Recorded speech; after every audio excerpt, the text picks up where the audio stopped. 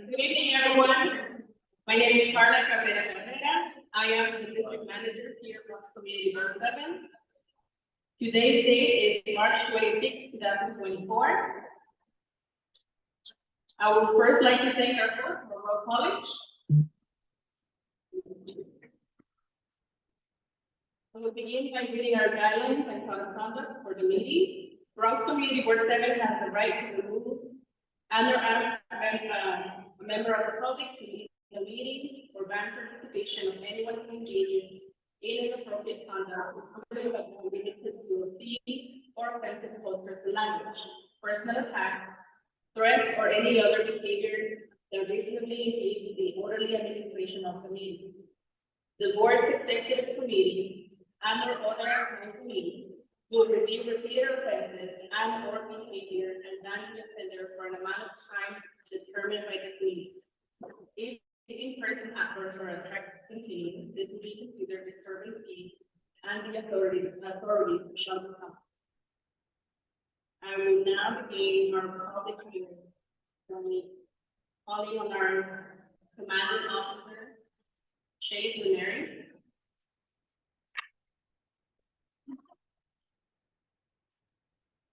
I'm not going to use the mic. Everyone can hear me, right? Yes. Sound echoey if I speak into it. I'm Chase Lunari, like Carla said. I've been the Hispanic Alderman of 5-2 since December 8th last year. Start out just talking about general crime statistics for the precinct, what it's looking like in 2024, and then what my quality of life plan is for the precinct this year. So we are struggling in the 52nd precinct with crime. Currently, we are up significantly in robberies for the year. We have 121 robberies this year compared to 87 last year. Pretty large increase. 39% increase in robberies. That's a significant amount of robberies.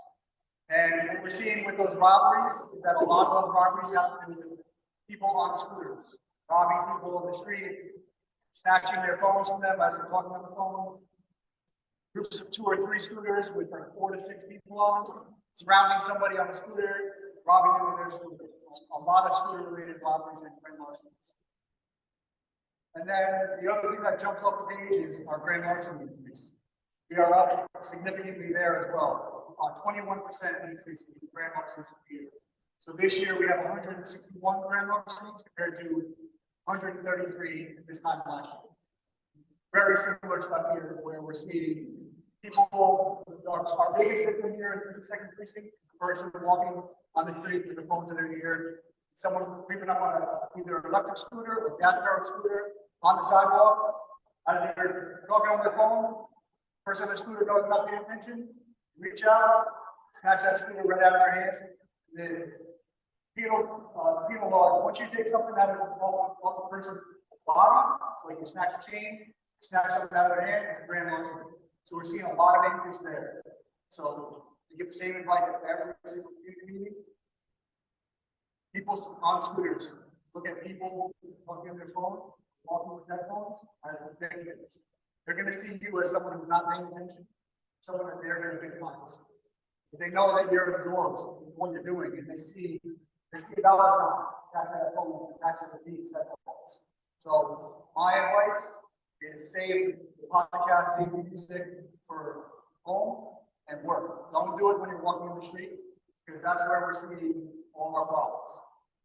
That being said, my plan for the 2nd precinct, the day I got here, seeing those increases, is to do as much scooter and moped enforcement as possible. So if you walk around the street, a lot of times in the 2nd precinct, you'll see our barrier truck filled with mopeds and scooters.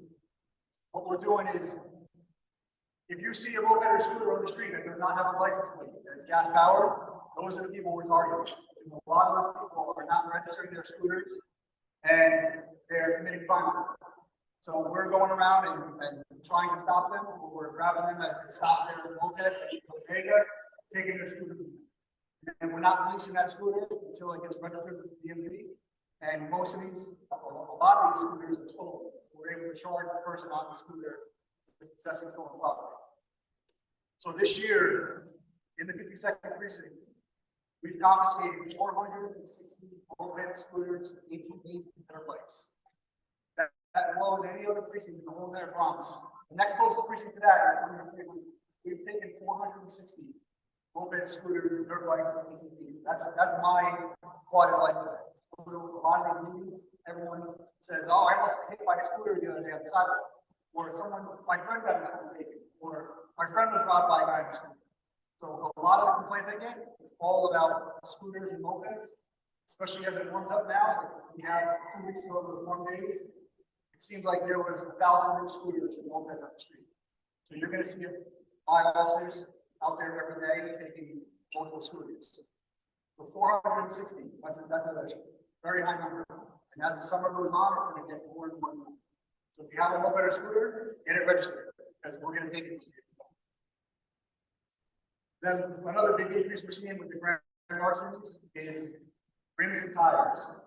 So especially in our sector, Charlie and David, which is the north end of the precinct, Guthill area, Mosh, 198, all in that area, we're seeing a lot of people targeting stealing rims and tires, where you'll see a car on the brakes. So the super difficult crime for us to solve, because a lot of these areas don't have great cameras, and they're not recorded until the person wakes up to go to work and they see, "Oh, my car is on no brakes." So it's very difficult for our detective squad to solve it.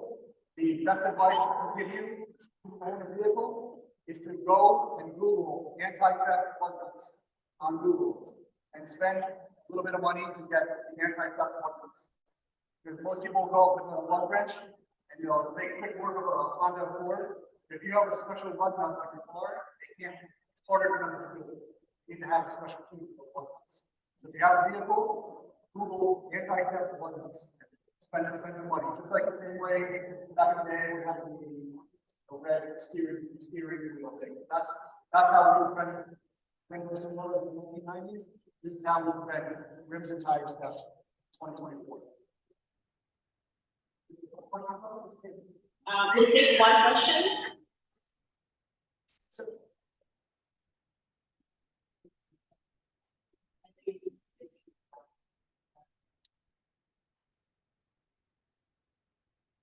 yes, outside one of our folks on murder in one of 101st precinct Queens.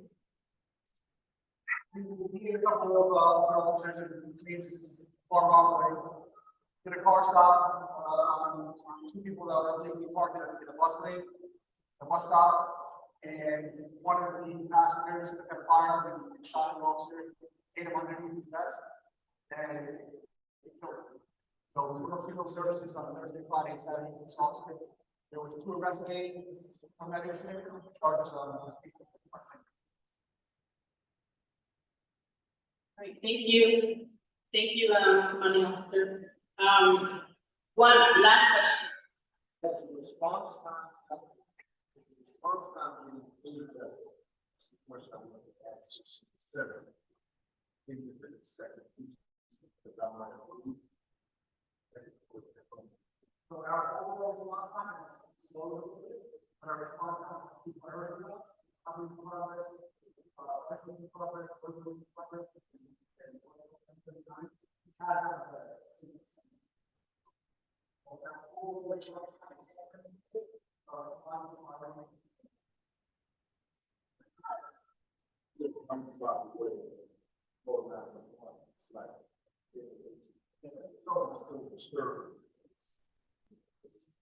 so we have priority depending on the job. Obviously, if you were to go to that is going to go to the complete bottom of that series. You cannot inform the jobs until it's involved with the person. So, technically, what is in the law that day, we're going to spend a lot of time at those jobs first. First, I told them, but the police are in the middle ground, but we're stuck. So, right now, for example, second precinct. About 20 jobs right now. 20 jobs that are people are waiting. Both of those are lower. we're having in New York City, and we have about 3,000 less police officers now, and 3,000 police. So this brings an issue. Thank you, Commanding Officer. If anyone has any more additional questions for NYPD, you can attend their general market meeting on the 28th at 7 p.m. It's virtually on Zoom, and that Zoom link is on our newsletter. Thank you. I'll just like to remind everyone that you have 2 minutes to speak. So I will start going down my list. Congressman Richie Torres. Mayor's Office, Alina Dow.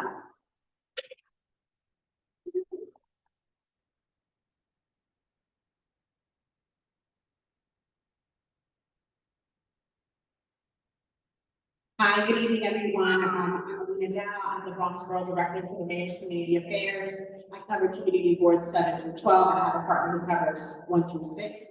I did just want to shine light on the fact that we did lose one of our officers, and it goes back to the mayor. He has been asking since the day he was even running for support for bail reform. So what I will say here today is, if you can, please reach out to your local elected officials and ask how you can get support from them to provide some type of bail reform, because the person that did kill our officer actually was a repeat offender. So I just did want to share that information.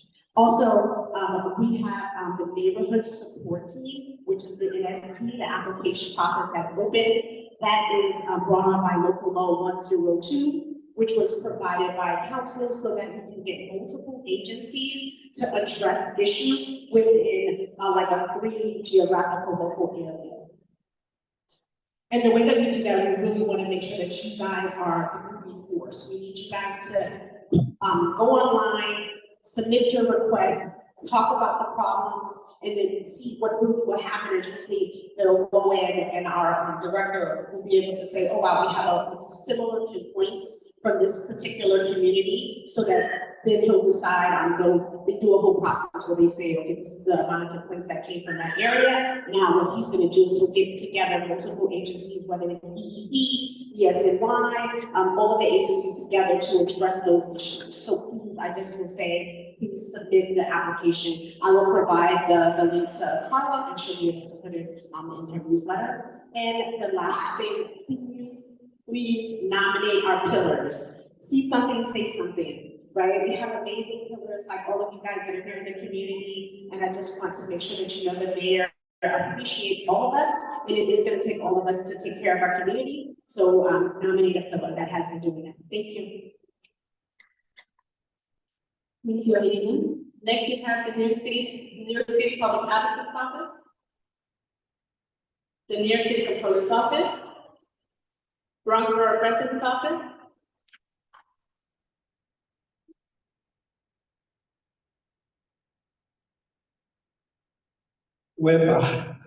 Sorry I'm late. We're doing 2 meetings at the same time, and one Monroe's having a panel discussion on domestic violence and substance abuse, and I'm on that panel, so this has been crazy. The Bronx Borough President has been working diligently with the small business services, the mayor's office, on also getting $10 million for our small businesses. We know that during the pandemic, this was the hardest hit borough, and this was the borough that had the least PPP applications. So we're working diligently together with Lehman College, our incubators, and our other resources to help our mom and pop shops and keeping our banks and community banks in our community. The borough president has been fighting for fire safety. It's been a big situation. We've had more fires.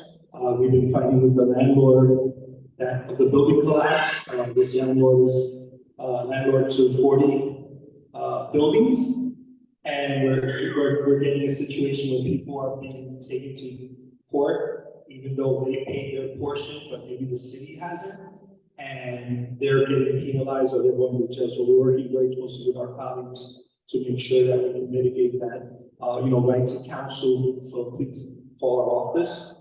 Tomorrow, Wednesday, March the 27th at 5:30. The Bronx Borough President will be celebrating Irish Heritage Month at the Raglan House in Woodlawn at 4292 Catona Avenue at 5:30. To RSVP, I'll get more information, events at Bronx BP as in Borough President .nyc.gov, events at bronxbp.nyc.gov. On Thursday, the 28th, the Borough President and my sisters and my brother's keepers are engaging in Stop the Violence, Eagle Avenue at 14313 3rd Avenue. Just a couple of seconds, if I can get at your indulgence. The Bronx Borough President will be heralding Transgender Day of Visibility with the first ever flag raising of the trans flag on Monday, April the 1st at 11 a.m. at Bronx Borough Hall, 851 Grand Concourse. We're going to be having April the 3rd, my brother's keeper health and wellness fair at 4 o'clock at April the 3rd. Bronx Borough President will be giving the third Bronx Borough President State of the Bronx Borough on Thursday, April 18th at 5:30, Cardinal Hayes High School, 650 Grand Concourse. And finally, if you have a prom dress or a suit that you can donate, it could be new, it could be gently used. We need it, our kids need it, we want to work on that. We're accepting donations until May the 9th, May the 2nd, May the 3rd on Friday at El Central at YMCA. We're having our LGBTQI plus career fair. It's not exclusive to our community, but it's helping people that normally couldn't get jobs, getting those opportunities. A happy Easter, early decent Pesach, and an easy Ramadan. Thank you very much. Thank you, Kenny, and you can find all these flyers in our newsletter. And you have one question. Here. Okay, the health extensions, healthcare, the People's Choice Award has been extended to this Friday. So please, we did teachers last year. It's your chance to nominate someone that you know that's working in the healthcare industry that helps our seniors and our people with special needs. Please nominate that person so we can join Thanksgiving to celebrate. Our parade is going to be May 18th. Sorry, May 18th. The parade will be on May 18th, and the flyer is in our newsletter. We send the newsletter out every Friday. In the flyer, you can register your group to also participate in the parade. Popular demand is that community board is back that way, and also partner. So your email has been read.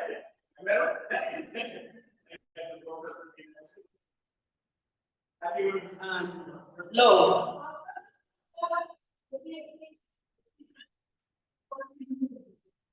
Great question, Lowell. We have received almost 600 applications. We're currently vetting our new applications.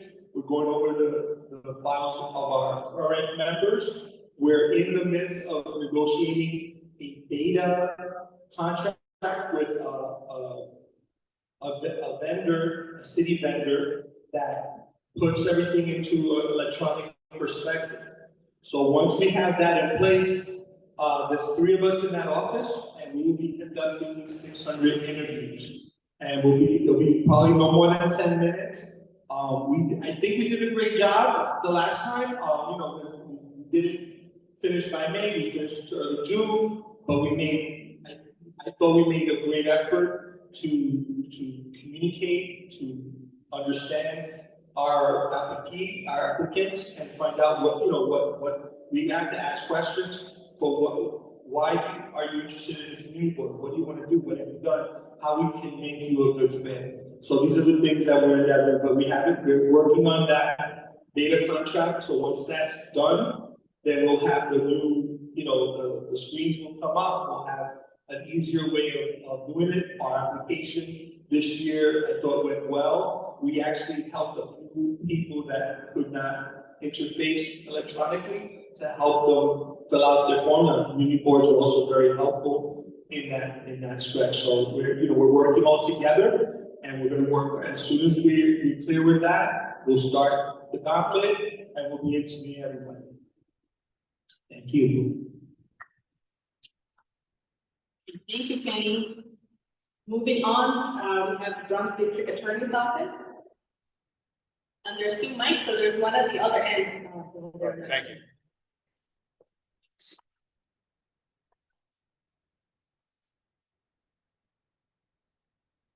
Hello. Can you hear me? All right, great. My name is Siobhan Ahmed, representing the Bronx District Attorney's Office. So I'm very, very brief. We have one event coming up, prom dress suit drive happening until April 18th. Basically, we have an event happening. I'm going to Bay Plaza, I think April 4th. May 4th. Also, we have a youth. Sorry, too many things going on. Child safety fair, yeah. April 27th, Saturday at the bilingual school at 1919 Prospect Avenue. I think between 10 a.m. to 2 p.m. So when the flyers get approved by the Department of B, I'll send the flyers to here as well. Any questions for me regarding the prom dress suit drive or the child safety fair? Can you repeat the date for the child safety fair? Yeah, April 27th, between 10 a.m. to 2 p.m. The bilingual school on Prospect Avenue is 1919 Prospect Avenue. Also, we're issuing a court tour. So I know a couple members of the board are interested. If anyone can join us, we can reach out to Carla and Chad regarding the tour, and we'll make that happen. Any questions for me? Here, I have cards and my email. Thank you.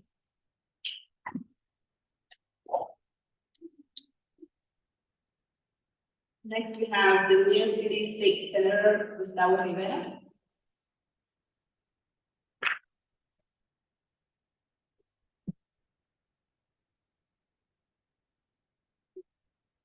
Good evening, everyone.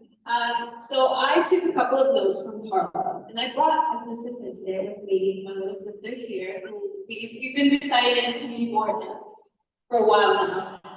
So just wanted to do that. So I'll start off with a couple of updates. The documents and seniors can now sign up for Medicaid.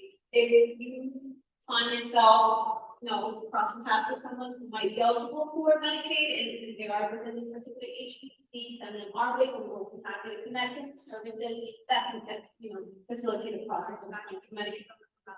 This okay? So it wasn't my gotcha. All right, so look, I know I'm trying to rush.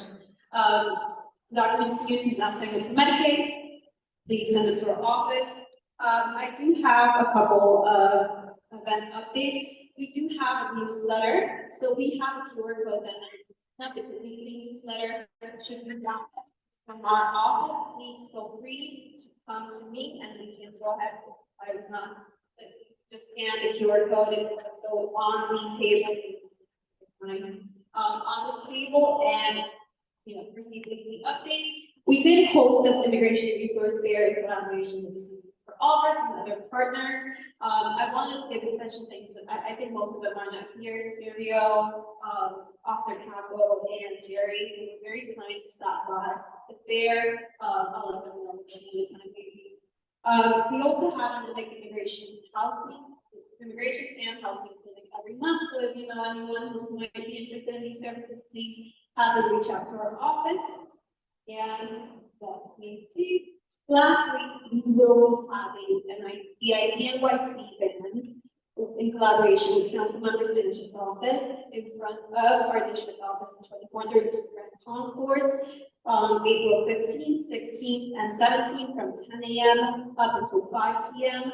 Please call one of our offices to schedule an appointment. The flyers are in the table. Looks like yellow and orange, not the best color scheme, but want to make sure that it's out there. And lastly, we held a shredding event at Tracy Towers a while back, and now that it's getting a little bit warmer, we want to be able to host a couple more. So if you have any ideas or where you would like us to host these shredding events, please let me know. Happy to discuss, and we can start coordinating. Thank you. Thank you, Florrie. And Senator Jackson could not be here, but he wanted everyone to be aware of an event that's happening on Saturday, March 30th, from 2 to 3 p.m. at Morris Heights Health Center. That the address is 85 West Burnside Avenue. And the title of the event is Bronx Mamas Matter. And the theme of the event is just bringing awareness to maternal health disparities in Black and Brown communities. I will have a flyer at the table. I only have 2 copies, so if you would like one, can you just take a picture of one of them? Thank you. So moving on, we have Assembly Member George Alvarez's office.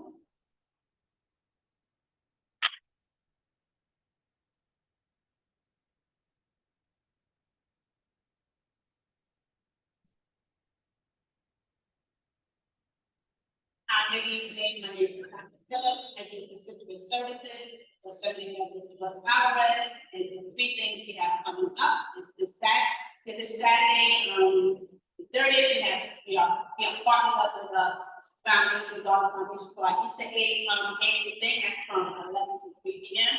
All ages are welcome. We are also currently door knocking for our election coming up, so we will welcome all who signing.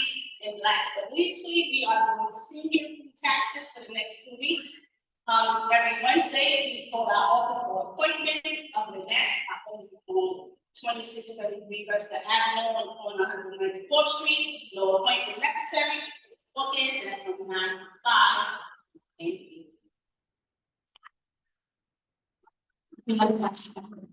Next, we have Assembly Member Jeffrey Dinowitz's office. Assembly Member Johnson Carter Jr.'s office.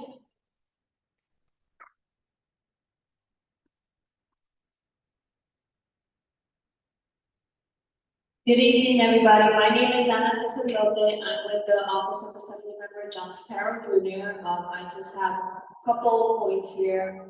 Monday, April 1st, we'll be holding Easter egg hunt in partnership with the 52nd Precinct. The location will be right outside the precinct, which is close to Webster Avenue. For time, you can reach out to me. And as the weather warms up, we're planning shredding events also. Unfortunately, the Department of Sanitation can no longer hold these events on the weekend due to budget constraints.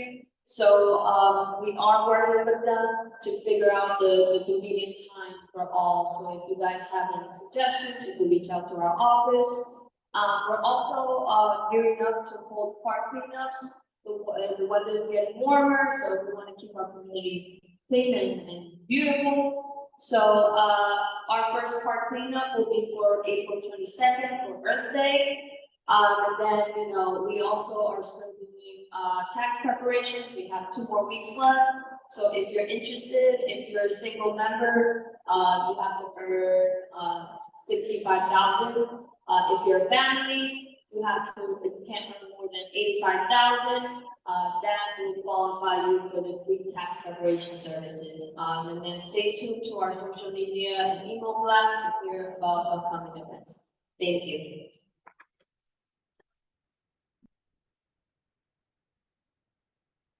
Yeah, I will have to go back with the office first to figure out what's the time because they have to do the things. I know that for sure.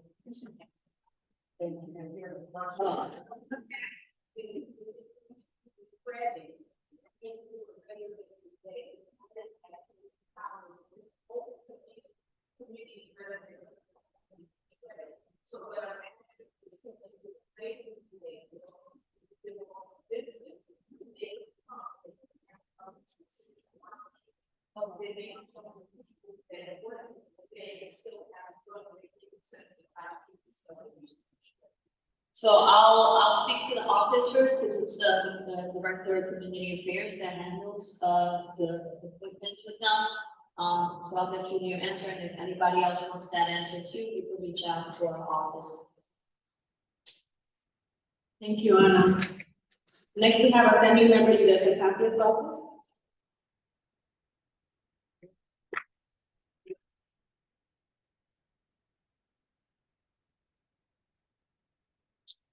Well, my name is Franklin Montero, Community Liaison from the Assembly Member Yvette Tapia. And the Assembly Member Tapia will be hosting a Women History Month celebration this coming Thursday, March 28th in this place, Monroe College, in this very same auditorium. Please, all ladies are invited. We will have a celebration for this Women's History Month. Also, the Assembly member will be having a small business breakfast on April 12th. So we will send you the information to our website as well. In addition, the Assembly member will be hosting a press conference in early April about the Assembly's package of the bill focused on e-bike safety.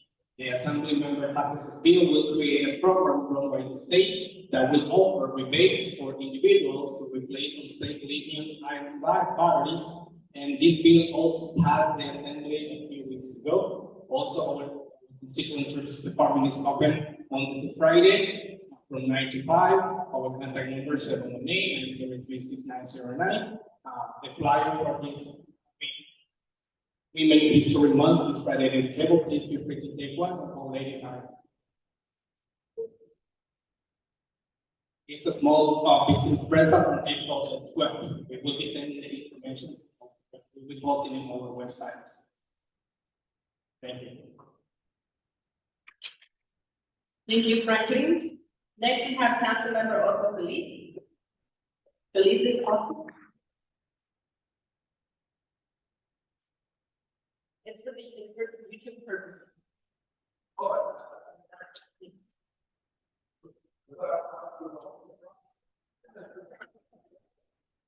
Hello, everybody. My name is George Cook. I'm from Councilmember Oslo Felicia's office. A couple of things we are having. Actually, the council member had a spring brunch at Botanical Gardens for kids, honoring a couple of teachers and principals that do good and for our community, for our schools, and children of the future. Also, if you came early, I gave you this flyer. It's a women's event that's going to be happening in the Bronx Zoo on this Saturday on the 30th. It's also in partnership with Councilmember Richie Torres, Borough President Vanessa Gibson, Assembly Member George Alvarez, and Assembly Member Luca Tapia. So if you have the flyer ready, you could sign the QR code right here, or just get one. If you don't have one, just get one on the table. Also, we are having taxes in our office too, from 10 to 4 o'clock. Also in our office is located at 573 East Foreman Road on Huffman Street. And our telephone number is 718-842-8100. And we also have an immigration lawyer in our office. She's by appointment only on Tuesdays from 10 to 4 also. Thank you, have a great day, and happy Easter. Thank you, George. Next, we have Councilmember Karina Sanchez's office.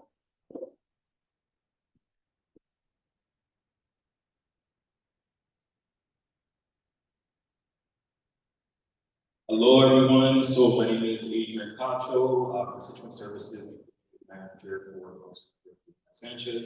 Always happy to be here. I hope that this season has been a restful one. There's a lot going on in our world today, so I hope folks have been able to find time to rest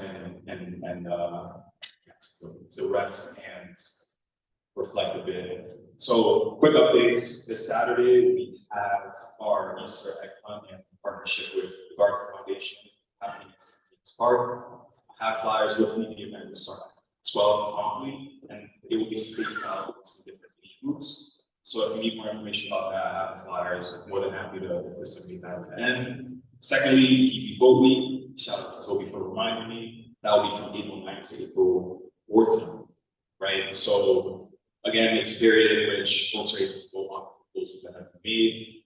Toby is one of our delegates, and we have a bunch of folks that are going to be helping us out with that process. So please go out and vote for those specific proposals. Lastly, just want to remind you all of our office resources. Our community hours are from Monday to Thursday from 10 to 4. Office is open Monday to Friday to 5. Need any resources, give us a call, number is 347-590-2874, or you can email us at council.gov. We're partnering with a variety of different groups to provide different resources. If you have any specific questions, I'll be around to the end. Thank you all again for everything, and don't forget to rest. Take care.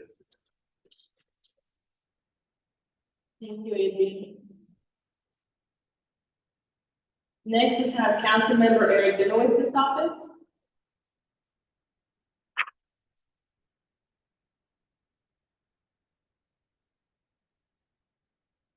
Can everybody hear me? Loud and clear?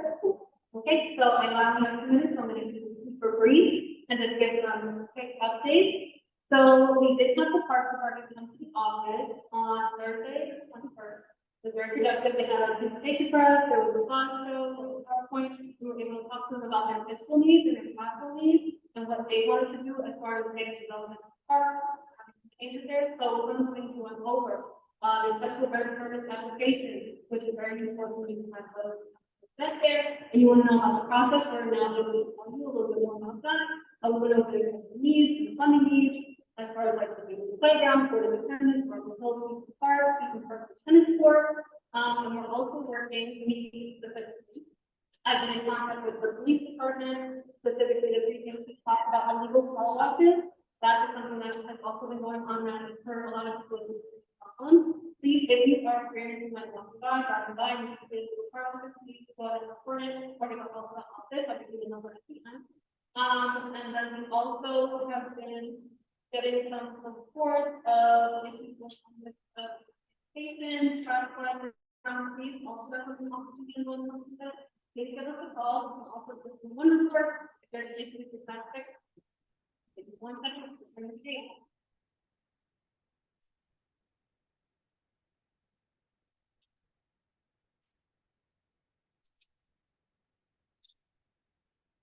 Okay, and the office also, something that we need to be aware of for people who are looking for citizenship, there have been increases in fees. We just got an application about that today.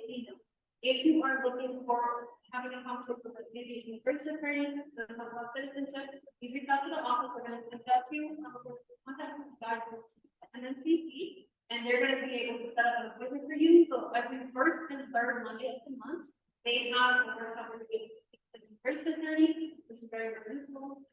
We're also working on trying to for our own office. We don't have a ton of but we will keep you posted. See, we did have a housing in the office. They're going to be back on the 26th. If you have housing stuff, if you want to talk about housing, please come into the office. Give us a call. That's me.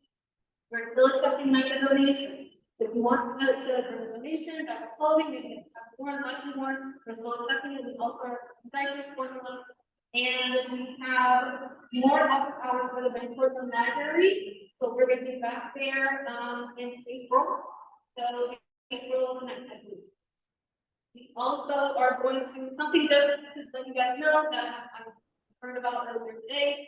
There is a event that's going to happen in June. It was very, very far away, but it is going to be There is going to be a Banport Park kickoff summer fishing event in June 8th.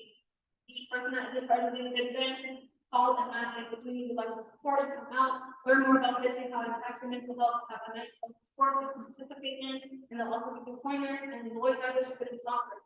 And last but not least, we are going to have a little bit of an update. I know that this is the 7th meeting, but we wanted to let you know we're still working on that update for French. So we just need a little bit of time. I know we're going to have to work diligently on that about French.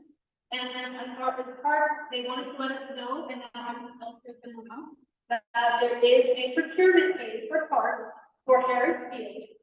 So they're gonna start summer 2024, so summer this year, the fall of this year, they're gonna start, they're gonna see the start, it's gonna get maybe like a little bit over, just so it looks a little bit better, so. That's it, if you have a phone call, I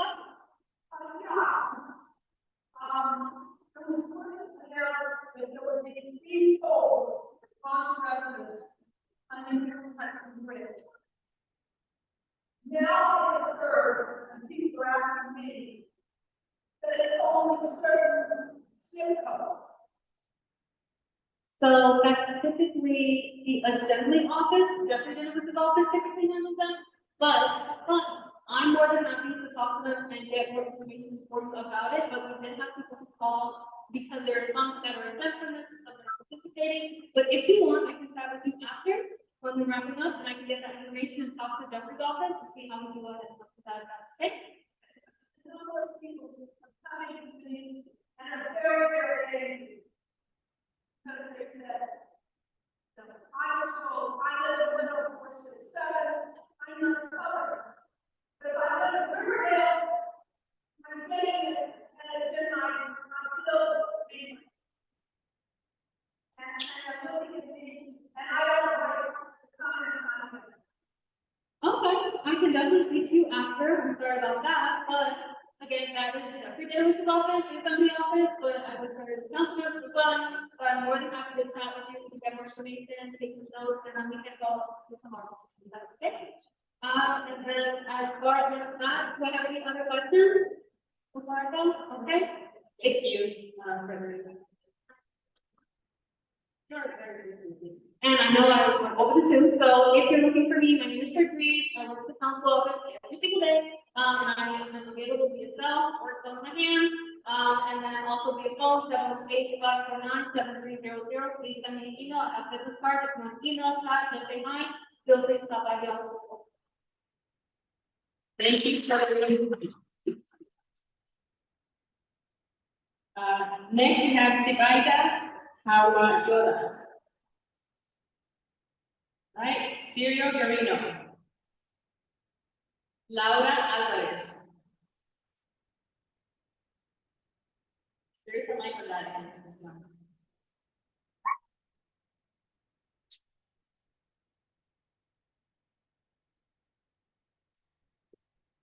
Hello, everybody.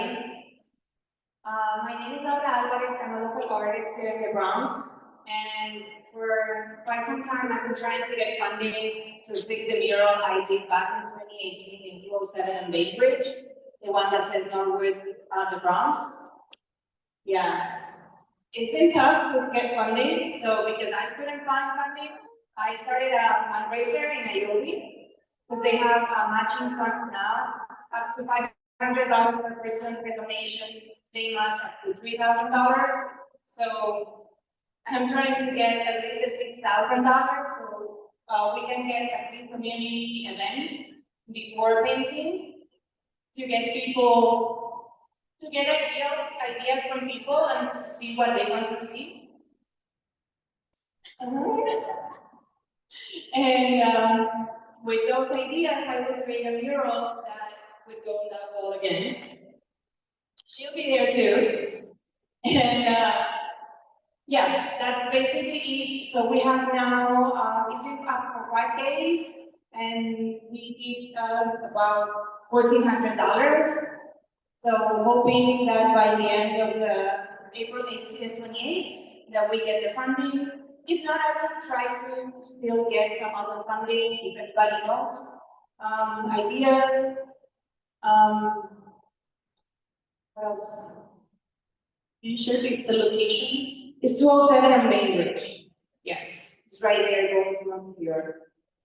Everybody passes by from the train to Montefiore.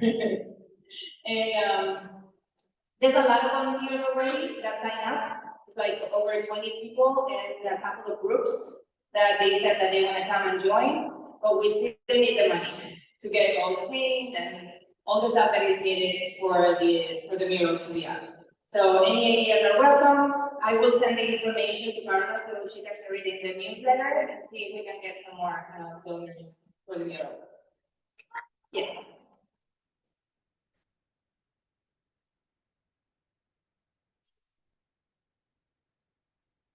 Yes, so the Bronx Nomads have said that they wanted to be part of it. The community, the recreation center, I just got a message, because I used to work for parks. So they said, we want to go and help. And some other, there's a high school nearby that also said that they are wanted to be included. So once we know how the funding looks like, then I can reach out to the groups. I have an Excel spreadsheet, so I already have everybody that has reached out. And once we get the funding, and we get dates, then I'll reach out and see what we can do. Laura Alvarez? Yeah. There is a QR code, yes, I'll send it to Carla to go to the page. You can find that information in our newsletter on Friday. Yes, and if anybody is in social media, you can go to my Instagram, Guys World, and find me there, and there's some posts about it too, and then the link is on my bio. Thank you, Laura. Thank you. Next we have Donesha 7's.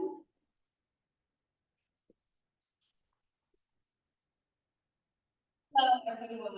I'm Lanisha, I'm with Active Services, and I'm here to tell you about our trauma recovery center. We had a grand opening a few weeks ago on March 8th, March 4th, sorry. And our program is here to help survivors of trauma. The purpose of the program is to reduce the long-term effects of post-traumatic stress disorder.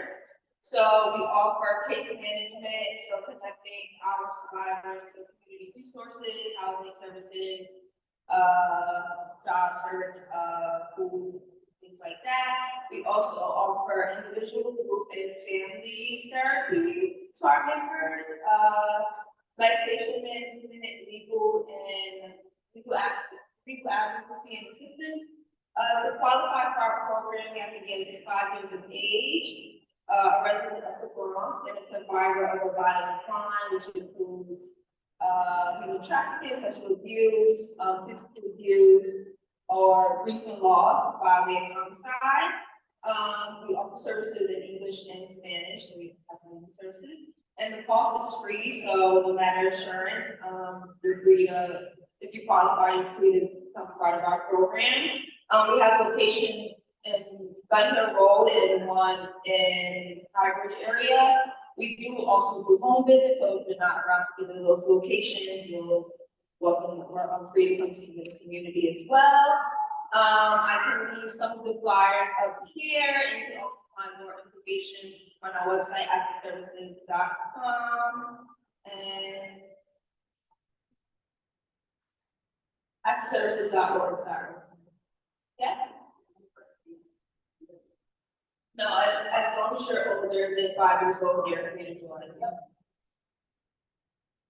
Any questions? Can you please repeat the name of the program again? The program is the Trauma Recovery Center with Active Services. AST. Yes. There's a question. Yes. Yes, hi. Just want to ask, what is your reach with regards to those serving needs?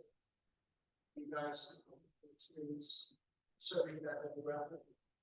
So we just opened our program, but we do have evidence-based models that focus on treating trauma. So whatever that looks like, we follow evidence-based models to help those people as well. Does that answer your question, or were you asking something? Well, all right, I think it's an opportunity that check questions. Perhaps I should take it. Yes, I have business cards as well. I can leave with you guys. Yes. I don't know if you mentioned it, but large service. It's free of cost. Free. Yes. Sure. No insurance required. Of course. Thank you so much.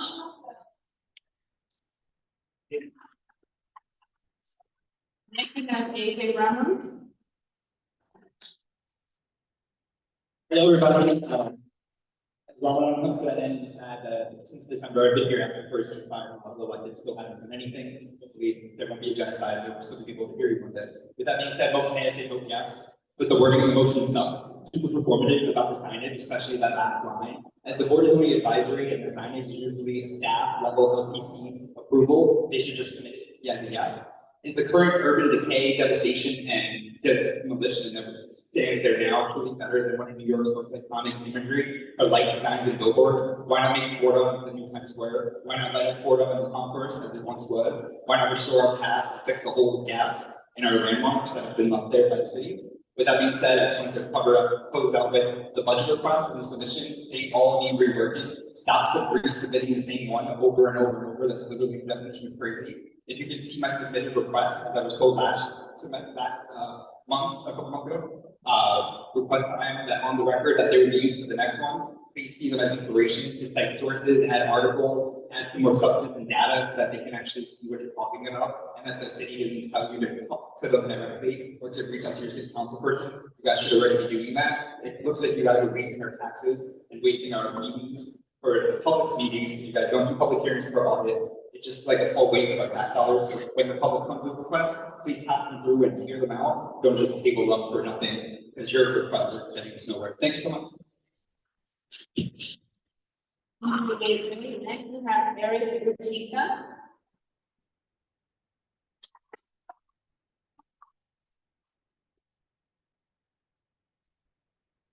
Good evening, my name is Eric Batista from the West Housing and Neighborhood Resource Center.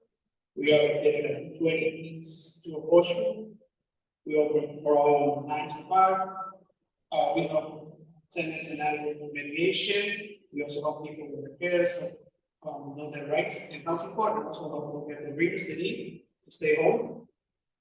We also help Section 8 people with resident screen dream programs. We help them renew the programs.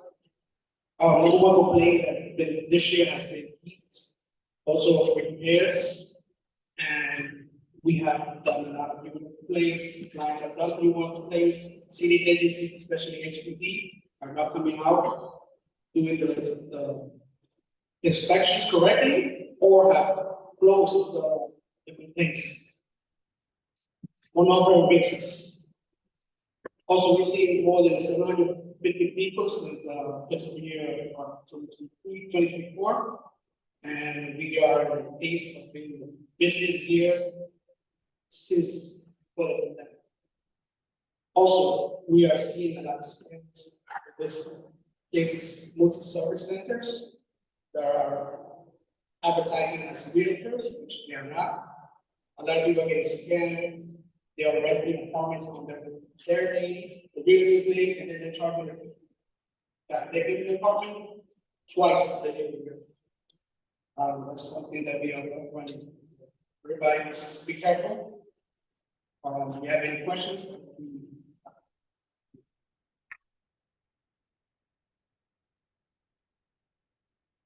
Thank you, Eric.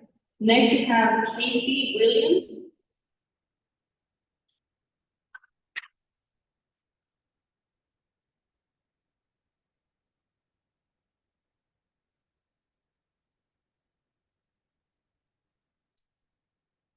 Hi.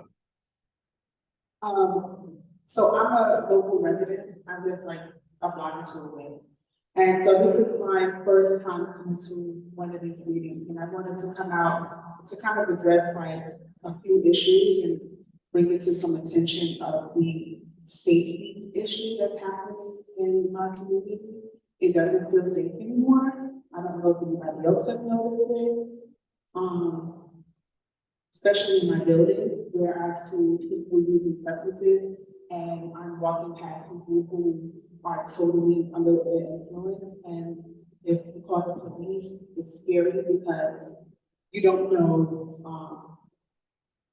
what retaliation could happen. So I'm a little fearful of that, especially because if I was coming knocking the door and if I just call the police and things like that. So, and then you're like, yeah, but then the person is still out there doing whatever they're doing at all times of the evening, and landlords are not really doing anything about it. So I find that to be a major concern. I'm a female and I'm alone, and that is not something I want to have to use my karate skills to do, okay? So, and then secondly, when it comes to housing, the amount of rent, and I'm glad that Eric mentioned, like, what is going on. It is terrible that you can make a certain amount of money and you still can't afford to live within your own community. And, you know, there's a lot of buildings being put up all around our community. And you can't even afford or can't even get into these buildings. And they're brand new. And it's like, wow, I can't afford $3,200 rent, you know, on my salary. And I make pretty good money. So it's a little concerning. So I just wanted to talk about those things and see if anybody else has brought light to it and how these things can be addressed amongst us so that we can start making some changes.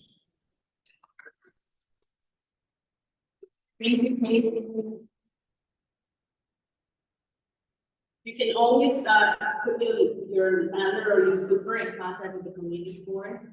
I have set a meeting between landlords and NYPD just to brainstorm how public drug use can be addressed, but also if someone is selling out of the building, someone who doesn't necessarily live in the building sometimes, and NYPD is very happy to have that conversation.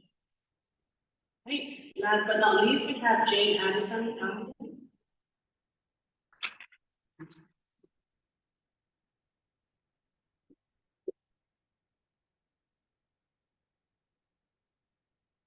Good evening, everyone. I'm Jane Addison, a lawyer, and the library manager for the Muslim Library in New York. I'm here this evening to inform you about a special program that's coming to function. This program is Creative Aging Activation. Creative Aging Activation. The 8-part series will be held on Saturdays from 1 o'clock to 2:30 p.m. from March 30th to May 18th. So everyone is welcome from ages 50 and older to participate. Age 50, 50 for adults. This program is for adults age 50 and older. We always have programs for children, teens, so we try to have special ones for that. And participants will engage in activities such as embroidery, gluing, painting, printing, and cutting. All materials will be provided. So this is happening on Saturday, Saturday, 1 o'clock. The registration is required, so you want to call the branch or stop by the service desk or do it online. Register and participate. The title is My Hands Are My Hands. My hands. I look forward to seeing all of you. I have flyers on the table and kind of. Thank you.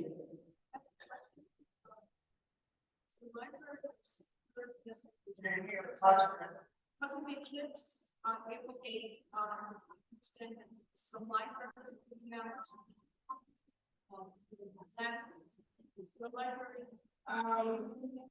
We'll update you on that as soon as possible. Yeah. So the governor has specific location. The location for New York City is actually downtown for you to receive classes. We have some updates for the general public, so I'll let you know as soon as we are able to do that. Thank you. Thank you, everyone. That concludes our public discussion. The meeting is all yours.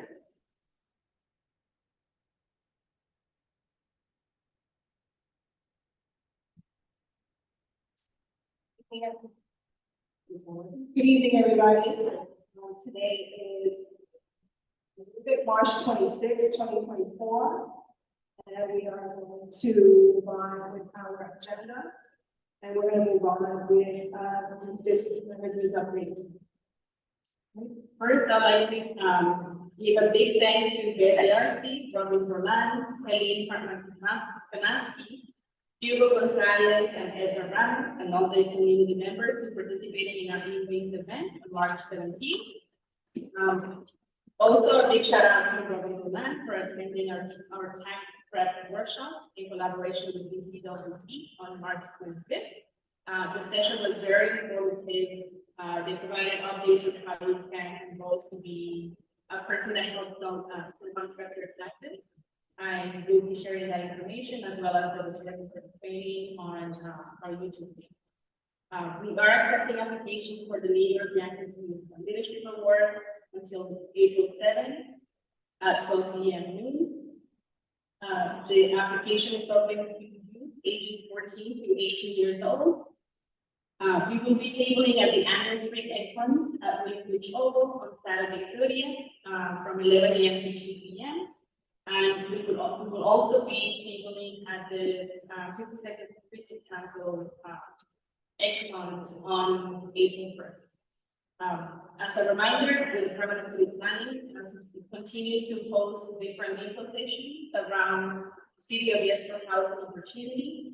I urge you all to attend. There is a training tomorrow at 6 p.m. and there is one on April 17th that will provide an overview of the whole housing opportunity. We have items listed on public surplus, and our office is open for in-person and constituent services from Monday to Thursday from 10 a.m. to 4 p.m. and we're virtually on Fridays from 9 a.m. to 5 p.m. Thank you.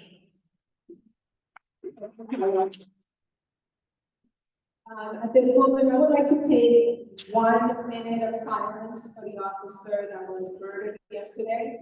And the reason why is not just an officer wearing a uniform, he's someone's husband, brother, cousin. You know, he has a family. So I would like to take a moment to just of silence for that fallen officer.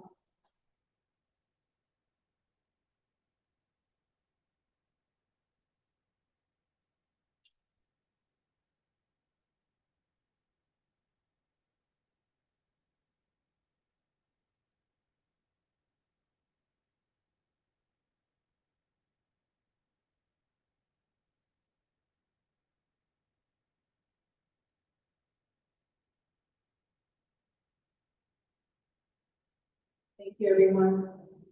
Moving along with the chairperson's remarks.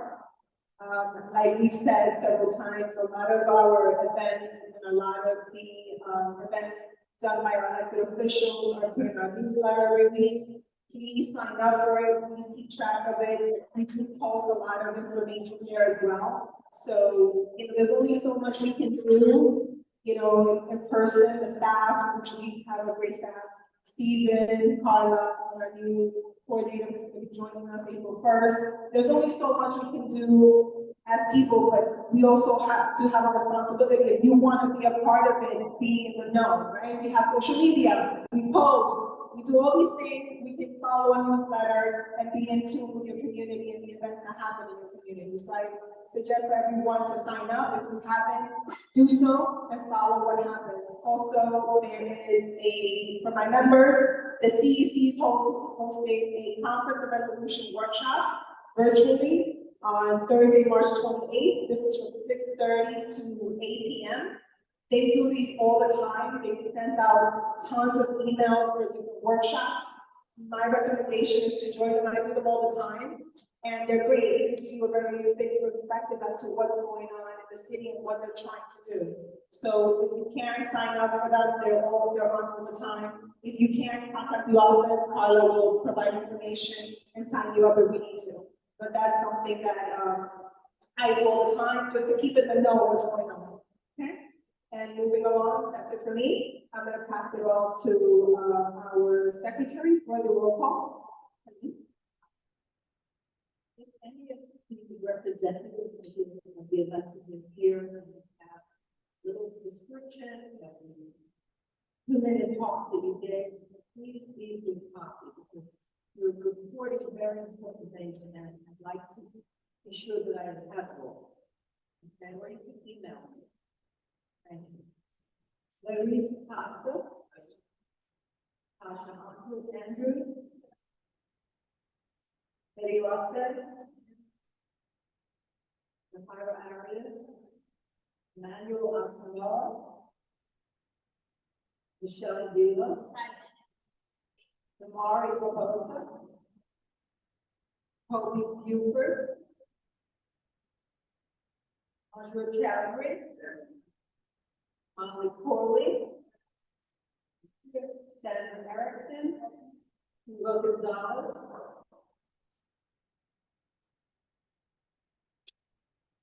Alfred Bennett. Laurel Green. Leslie Harrison. Jean Hill. Jean Hill is present. Andrew Leosa. Present. Leslie Leslie. Jesus Lopez Jensen. Present. Haley Osmond. Thompson. Okay. Marion Power Police. Tayela Pena. Daisy Perry. Eduardo.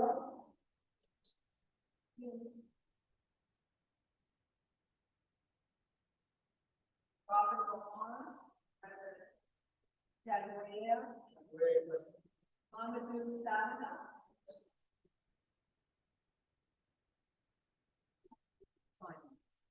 Paula Sosa. Savannah Suarez. Barbara Strong. Gwen Thomas Steve. Adeline Morgan Santiago. Jake Wilson. Bernard Wright. Thank you. We have a call. Moving along, the agenda is a review of previous month's minutes, and that is starts on page 7, all the way to the end. And to review, if there are any corrections, the spelling, things that we should note of, please let us know.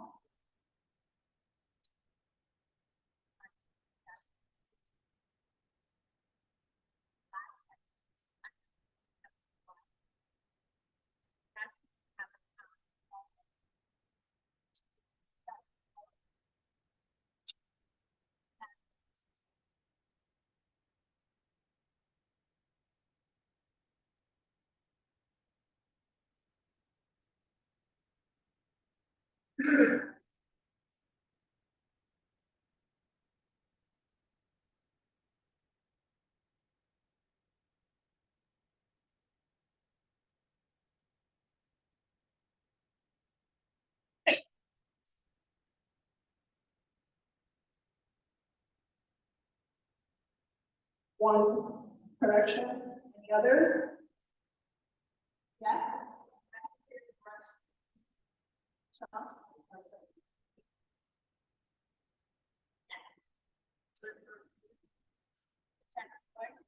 It was for the executive committee minutes. We're reviewing the general boards, that was my mistake. And then just so for reference, on page 16, the last sentence was, there was a suggestion to have a town hall, not with the interagency task force, but to have a town hall to talk about enforcement, compliance, and the health risks associated with legal cannabis consumption. So that was a note I was making.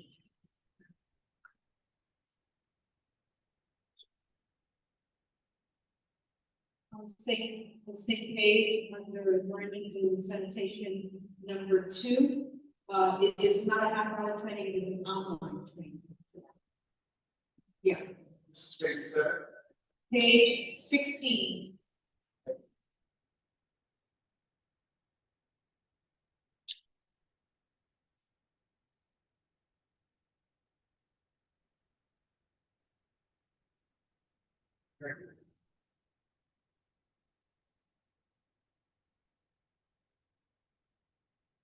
Any other corrections to be made? Okay, can we move to a vote? Thank you, Betty. Second, second. Thank you.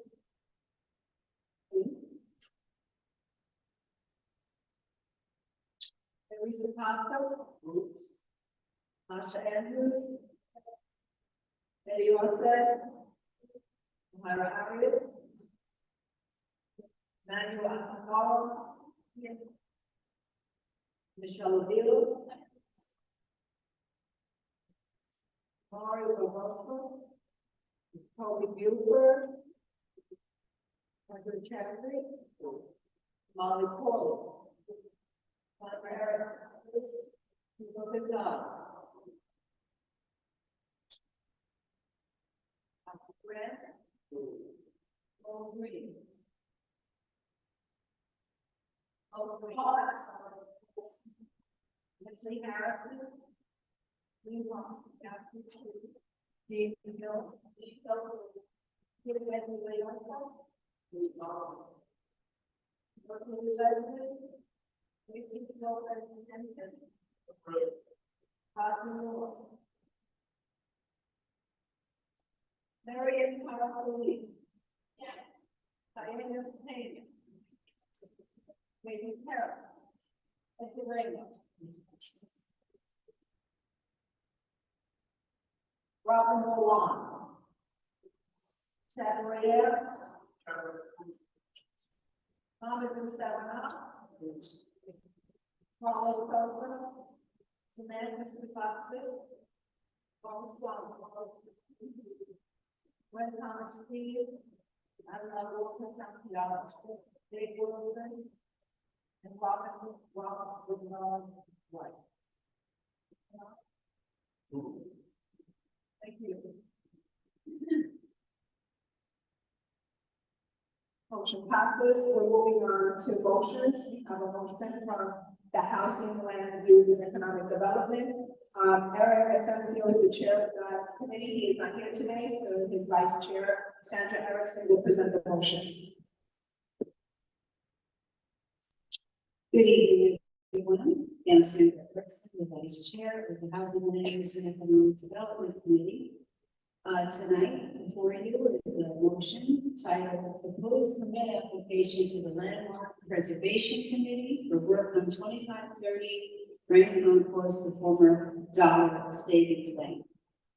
The recommended action, the wording of the motion is to send a letter to the Landmark Preservation Commission in support of the renovation of the 4 clocks on the tower and the proposed lighting / signage and font style for the signage on the building facade and tower.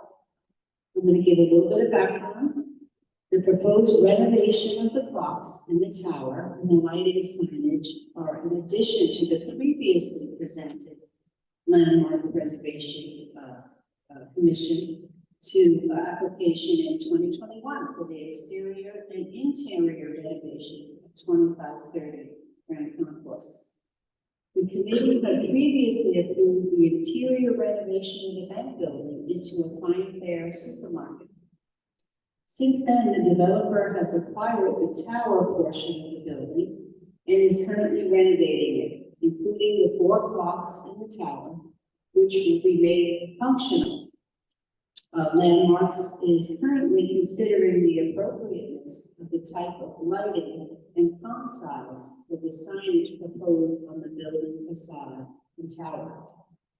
There is a link available with a lot of wonderful pictures and describing the material of the clock.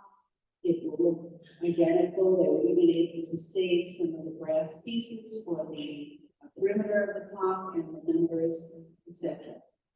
The clocks will not be lit. It's only the signage.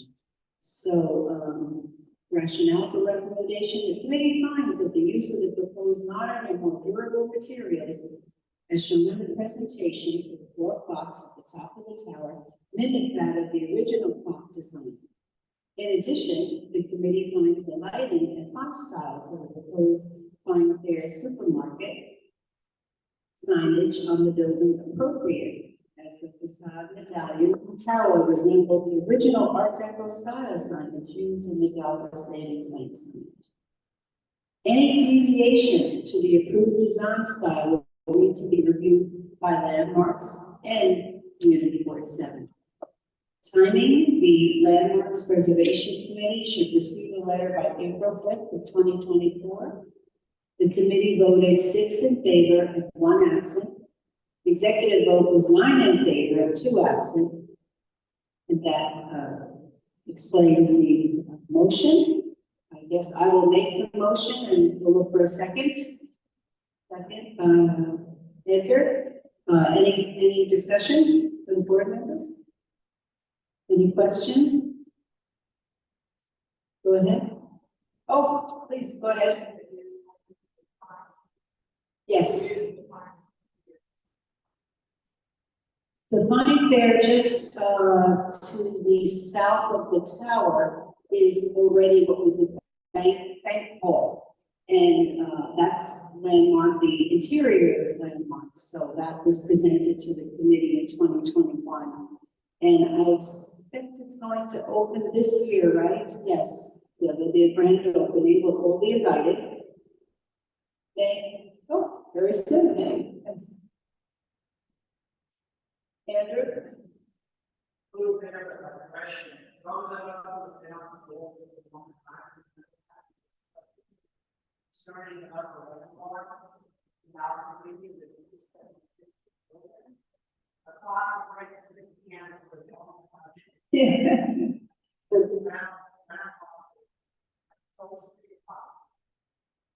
Has there been any discussion on contact with whatever company required to renovate the clock that they told about? Find out if that company is doing our clock.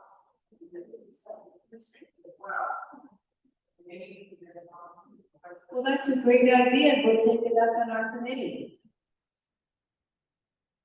I'd like to answer that.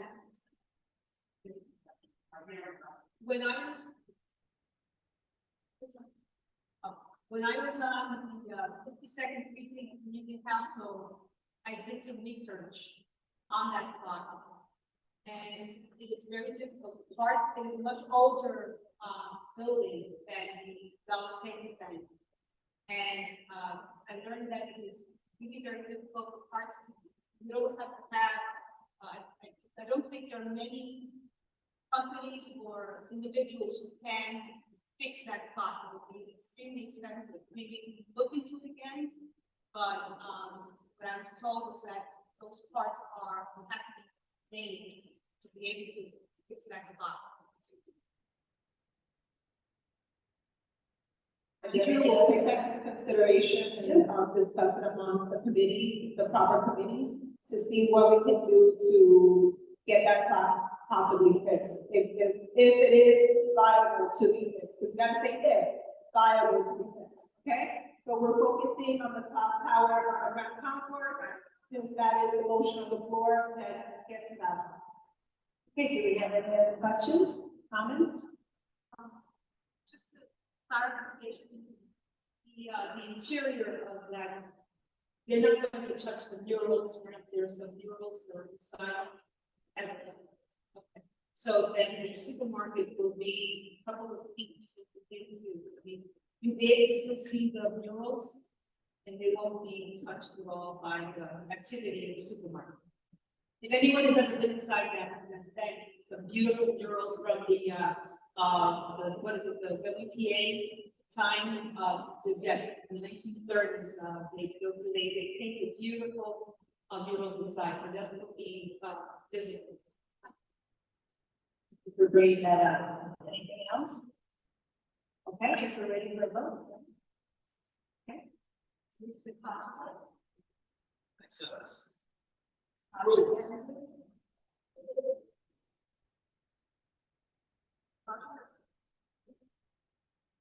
Anyone say approves our schools and representative here, Michelle Lewis. Happens to our above overview.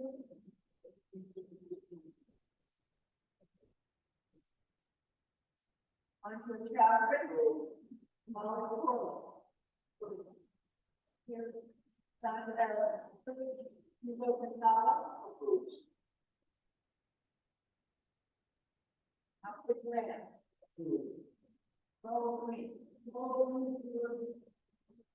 President Harris.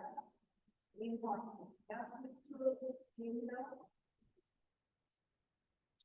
I'm sorry. So, Jason.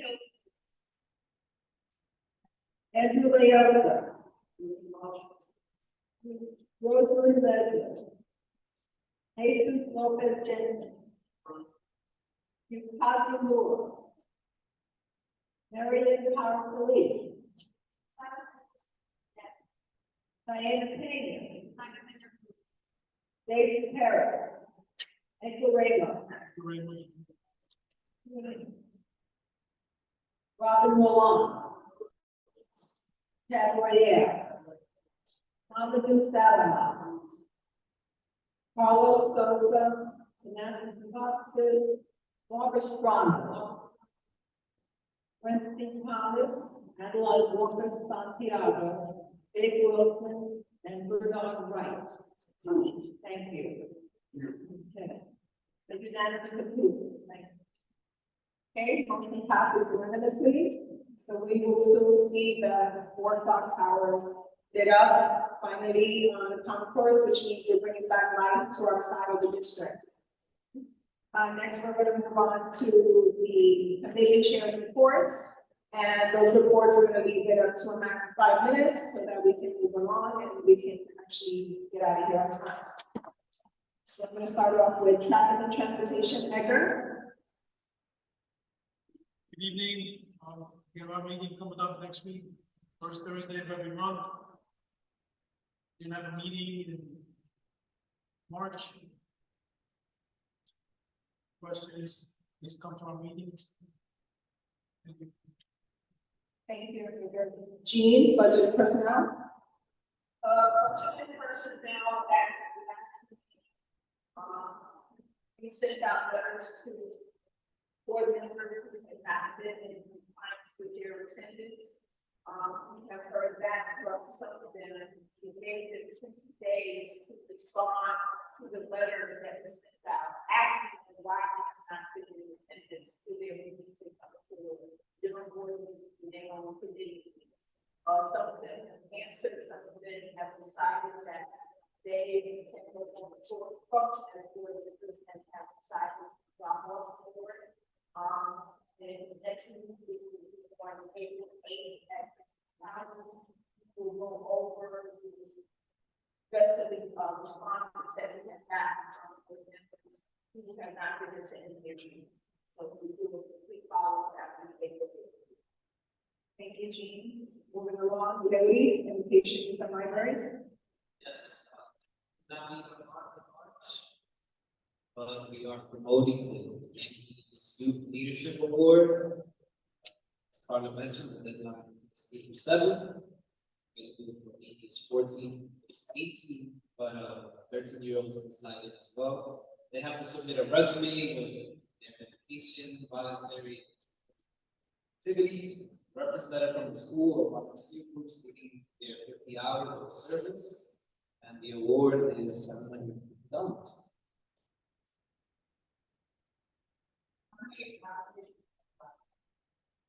We have received 3 applications, and promised that they will send one from the Northwest Bronx Community Tourism Commission. So total 3 with 1 more possible, so that's 4. Okay.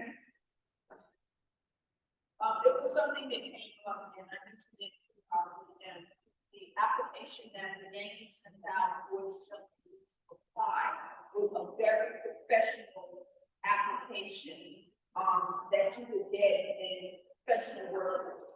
It was very difficult, I think, for young students from high school. It was never something that they had advocated before the Yankee organization. So this application, some of these young people not even talk. It's a very, very professional. It's like if I went out to look for a job, they're asking me my type of potential. That's not something that a young person 13 to 17, 18 would have in high school background. They do have other stuff, the 50 hours and recommendations, but I just thought it was a very difficult application. us getting for the client.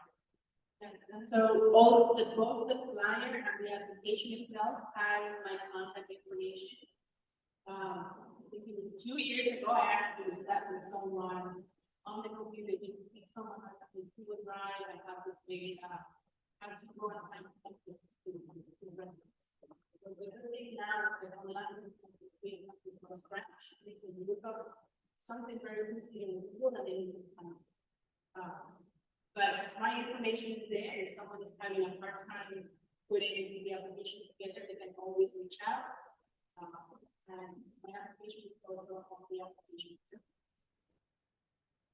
Thank you. Moving along, any other questions? Moving on. Okay. Next, Sandra, housing and use and development.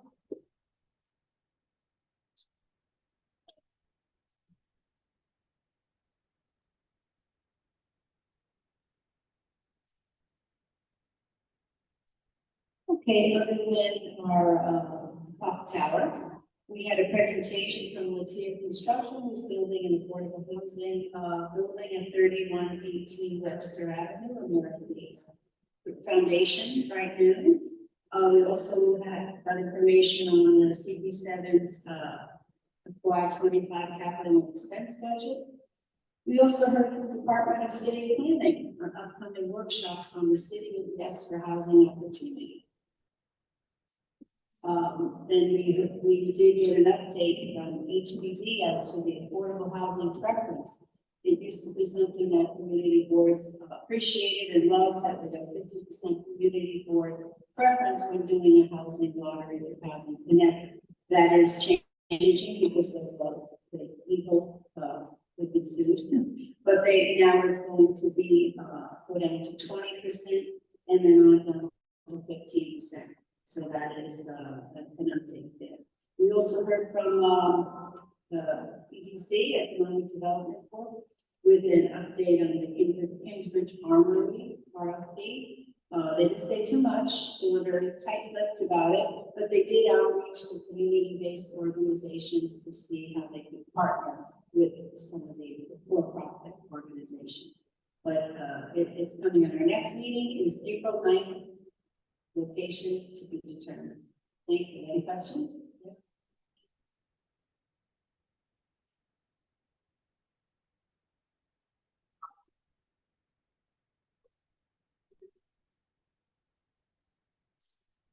That's correct. Right now it's 50%. The preference. Yes. So when you apply to housing, and you're a developer or a marketing agent, 50% of the units have to go to the community board residents. So it's a development, and in CB7 it will be 50%, and that has changed. The effective date from an effective date through April 30th of 2029, community board preference shall not exceed 20%, and after April 30th of 2029, community board preferences shall not exceed 15%. So that's an update there. Anything else? The next, up until 2029, what used to be 50% for community board residents is being lowered to 20%, and then thereafter it goes down to 15%. So as the years go by, that percentage is going to get lower and lower and lower. No, it's not. But it's not HPD's fault. What happened is they were sued. The city was sued because of it.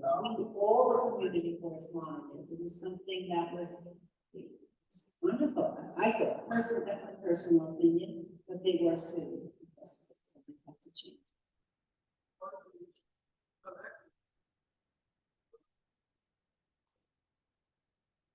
Well, because there was litigation, there's only so much that we can at a specific level. We can't speak to our elected officials. We can let them know we don't agree with this. However, once it's passed law, really there's not much that can be done unless the state legislature gets involved.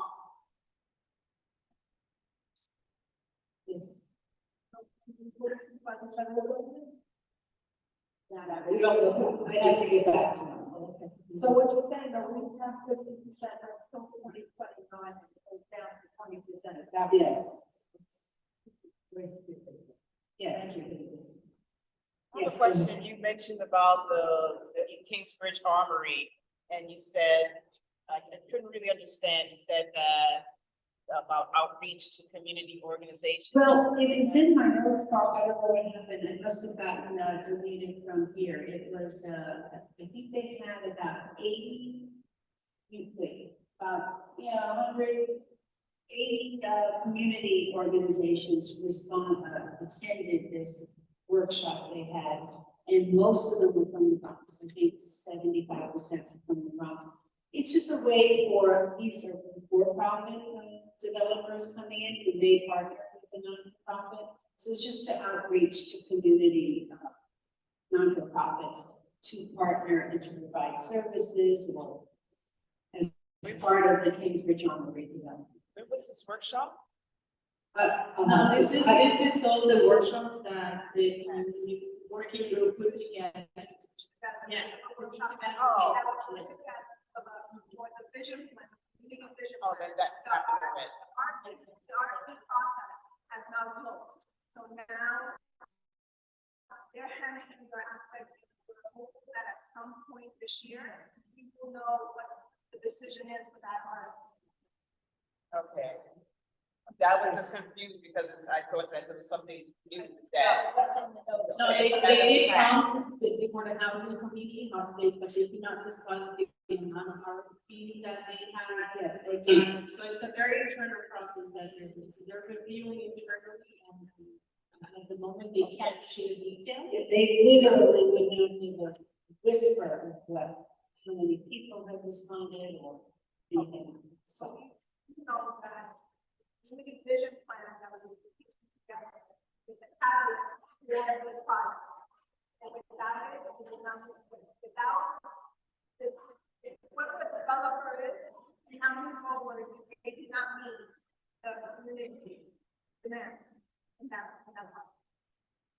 As far as that's concerned. Well, yes, I can consider, yes. But anything else? And at the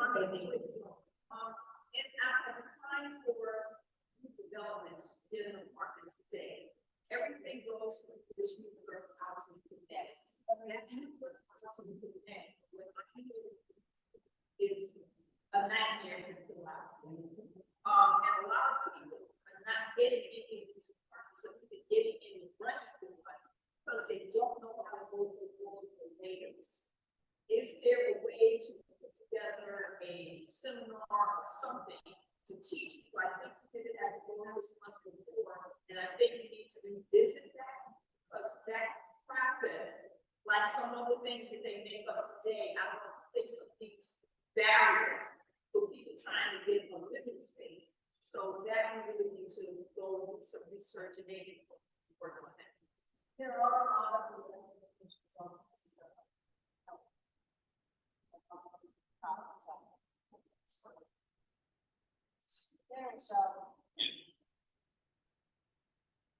Hello, everyone. Adrian from Councilmember Sanchez's office. Just wanted to quickly respond to that comment for some reason. I do like that idea.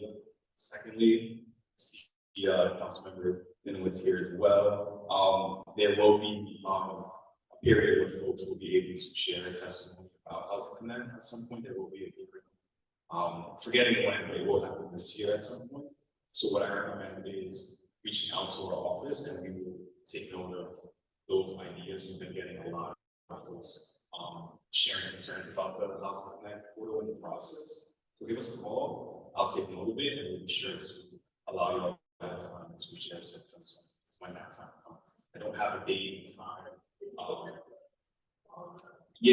Absolutely. We'll be sure to share that information, but there will be a period in which folks will be able to share concerns about the portal, because I mean, I know as well it's the process can be difficult at times, and try to help folks navigate it. So let us know what specific issues you're having, and we'll make sure make those concerns. Thank you. This isn't a question, it's actually a comment. I know some of the developers have offered assistance at the community board level for people that want to apply, especially around the time when the lotteries open. Only because there's some people that feel when they look at the requirements that they are not eligible. When in actuality, if they fill it out properly, they are eligible. So I know some of the developers offer their services to help people so that they can apply and actually fit in where they feel that for some reason they may not. If they fill out the paperwork properly, they might actually be eligible for some of those apartments. Yes, I do affordable housing development rehabs, and the goal for every developer is to have tenants inside the building as soon as possible. So I think the developer, the marketing agent will do whatever they can to help us well. So keep that in mind. Thank you. I have attended meetings with Councilmember Sanchez at the Union Community Health Center. And they have also a working group that struggles with housing connect. That they have raised as well. I do know that the council is very passionate about the topic, and some developers, you know, when they do come and they're having affordable housing units in their building, that's when we put together the housing connect workshop, and I think still have to apply through this system. So basically, if you know of anyone that's having an issue with New York City Housing Connect, have them give us a call, reach out to us, and we'll try to help. That's what we're here for. If you know of anyone who's struggling with it, have them give us a call, and we'll do our very best to help them out however we possibly can. I'm not going to take any more questions.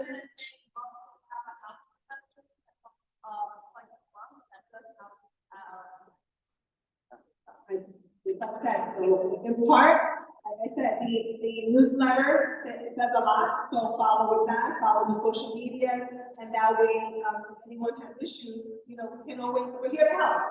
It's an open door, you can always reach out, and we will try our very best to help. Moving the agenda on, we'll move on to Barbara, Parks and Recreation. Good evening. At our meeting, we were not able to say what the staffing is going to be for our parks this summer. We're still waiting because we hear from the mayor, who had originally promised a 1% increase to the park budget, which we never received.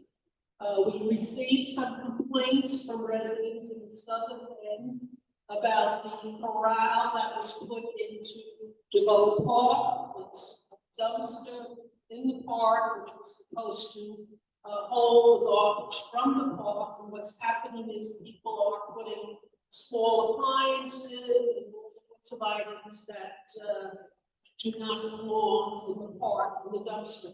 It is located opposite more than a few apartment houses on the park side of the place, and no one wants to look out their window to see garbage dump. So we're hoping that they will remove that for the warmer weather. It works in some of the larger parks where they can put the corral in an area that's more or less secluded, but not a place like DeVoe Park.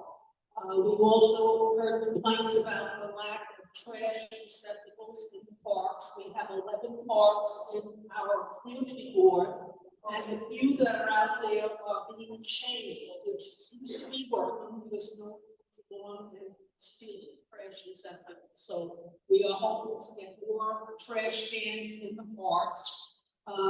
Next month, we will have Dr. Stephen Payne from the Bronx County Historical Society as our guest.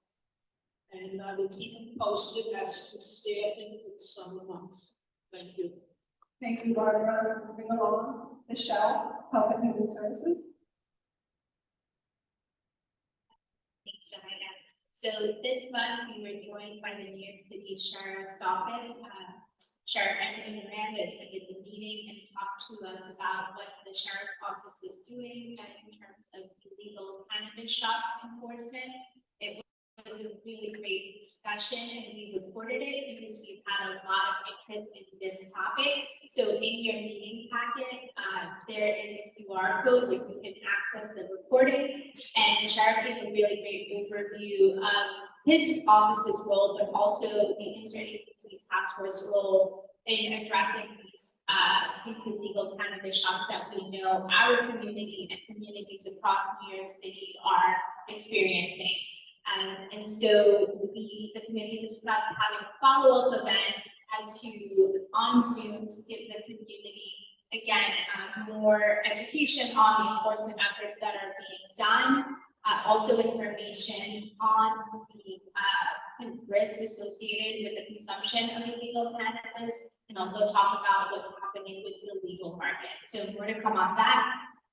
We are also going to be offering a training on naloxone in partnership with the Department of Health and Hygiene on Zoom, and then the kits will be mailed directly to the participants after completing the training.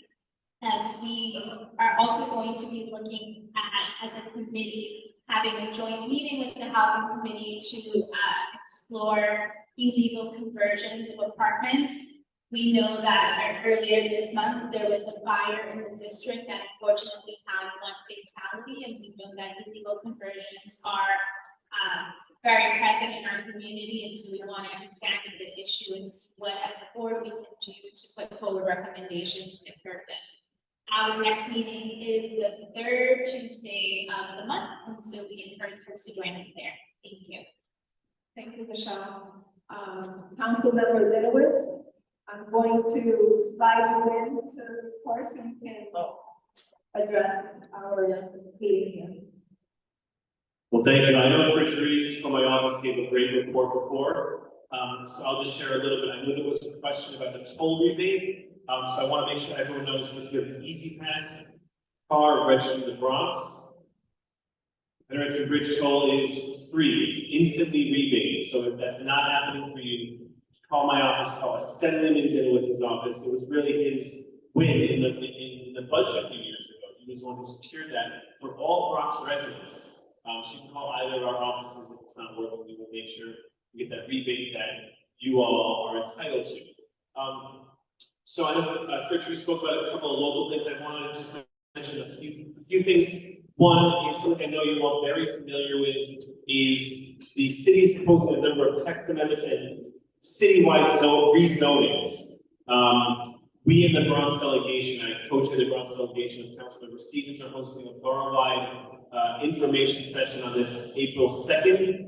We will send, if you haven't already, sent to Community Board 7 the information. This is a virtual session to make sure you all know about some of the proposals for this citywide rezoning. This is very big, very impactful. It will certainly change the way development is done, certainly change the way a lot of the neighborhoods look, because every single quarter of the city will be rezoned. So I encourage you to learn more about that, including through the community board, including through our delegation. If you have opinions on that, please share them with me. There is probably no more impactful vote that I will take this year than some of the citywide rezonings. Please share your thoughts with me. Second, it's budget time. I'm in the process right now of dealing with my discretionary budget. That's the budget where I get to choose which schools, which parks get funding, and where I get to advocate for the speaker and the mayor to give additional funding for different parks. For example, because of your advocacy, you said Williams-Bridgeover was important to me. We did two things important in the budget. One is we got $10 million in investment in capital funding for Williams-Bridgeover, and so that was funded through the partnership with the Speaker's Office. And second, we funded an organization called ACE that does community cleanups. And again, because of your advocacy, including Bedford Marshall Association brought this up to us, we've added cleanup groups around Williams-Bridgeover. So sort of more immediately, you should notice it's a little cleaner, and over the years, you should see capital improvements. Second part of the budget, though, is really the big citywide budget. Now, the mayor, the administration has proposed what do you call pegs, reducing each city agency by a certain percentage. That's going to result in cuts to city services. That is coupled with the expiration of COVID relief dollars. So what we in the city council are now doing is saying, well, maybe we should be putting more money into education and more money into sanitation instead of your priorities. So we go back and forth. The mayor provided a preliminary budget, and you're going to do a response. He'll respond to that, and then we'll go through negotiations. But if there are agencies, things that are important to you, whether it's our schools, whether it's the Department for the Aging, whether it's sanitation, small businesses, please let my office know so that we can carry those to the negotiations. I encourage all of you, if you want, maybe you'll be bored, maybe you'll be excited to watch some of the hearings we have. We are conducting hearings right now on the budget. You can submit testimony, you can go to the council website, submit written testimony, you can sign up to provide live testimony either in person or on Zoom. And just to show you how important these issues are to people, our education year lasted, I believe it was 11 hours or 13 hours. It was either 11 hours or from 10 a.m. until 11 p.m. And some of the people testifying were young children whose programs will be impacted by this budget. There are things like 3K are going to be impacted. Our ability to have translation services for families is going to be impacted. After school programs, school lunch, social workers, mental health counselors, all of these things are on the table right now. And that's the importance of all of you, all of us speaking up, and all of you reaching out to me to tell me your priorities. I don't want to take any more time, but I do want to let you know that number one to me is your priorities. So please share them with me. For Dries, again, my office is also here to help. Come by my office. She might be the one helping you. And everything else, again, reach out to my office, Dinowitz at council.nyc.gov. My office is in Kingsbridge, 277 West 31st Street, 718-549-7300. Thank you, everyone on the board, for all your volunteer work. I have a question. The mayor's representative, Alina Dow, who I like very much.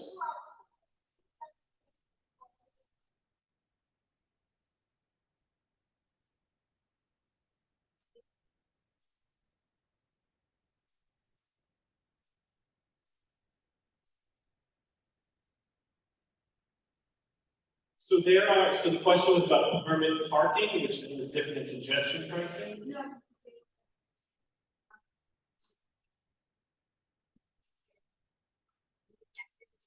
Okay, so there's a question about permit, residential parking, which is something that sounds really, to me, this is my opinion, it sounds really great, just at permit parking for just our community.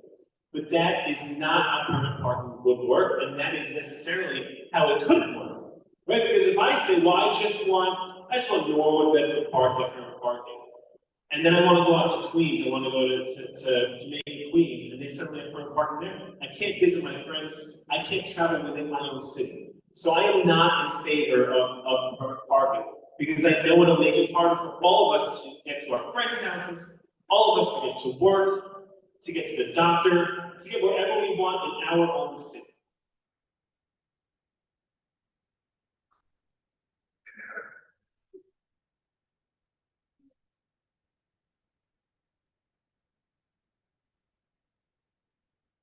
Yes, so the discretionary budget. So my discretionary budget is again different from the citywide budget, so I just want to make sure those are separate. The discretionary budget, we are almost done with that process. But the applications were already due. So if you're a nonprofit, that application was due.